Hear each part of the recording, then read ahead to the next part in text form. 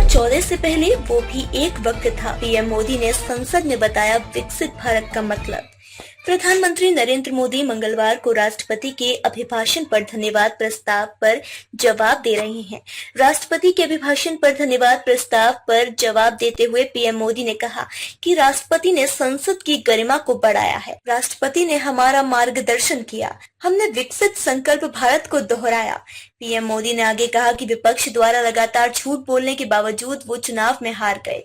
प्रधानमंत्री ने आगे कहा, विश्व के सबसे बड़े चुनाव अभियान में देश की जनता ने हमें तीसरी बार देश की सेवा करने का मौका दिया है। ये अपने आप में लोकतांत्रिक विश्व के लिए बहुत ही महत्वपूर्ण और गौरवपूर्ण घटना है। पीएम मोदी ने कहा कि 2014 से पहले वो भी एक वक्त था जब आतंकवादी हमारे देश पर हमला करता था, लेकिन आज का हिंदुस्तान बदल गया है। आज का हिंदुस्तान घर में घुसकर दुश्मनों पर सर्जिकल स्ट्राइक, एयर स्ट्राइक करता है। आज देश का एक एक नागरिक जानता है कि भारत अपनी सुरक्षा के लिए कुछ भी कर सकता है। पीएम मोदी ने कहा कि देश की जनता ने हमारी नीतियों को देखा है, हमारी नीयत, हमारी निष्ठा पर जनता ने भरोसा किया है।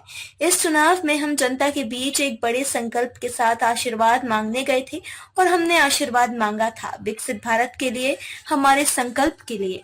प्रधानमंत्री मोदी ने आगे कहा कि विकसित भारत का सीधा साधा लाभ हमारे देश के नागरिकों की गरिमा, क्वालिटी ऑफ लाइफ में सुधार स्वाभाविक रूप से भाग्य में आता है। आजादी के बाद सामान्य नागरिक इन चीजों के लिए तरसता रहा है।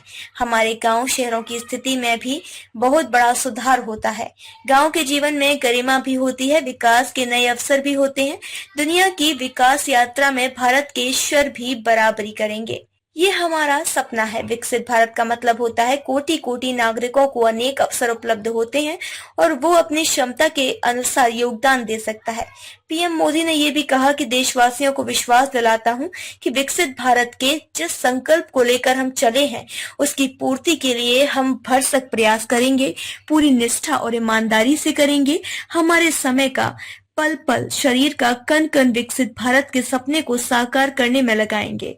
हम उस काम को अवश्य पूरा करेंगे। प्रधानमंत्री ने विपक्ष पर निशाना साधते हुए कहा कि मैं कुछ लोगों की पीड़ा समझ सकता हूं कि लगातार झूठ चलाने के बाद भी उन्हें घोर पराजय का सामना करना पड़ा।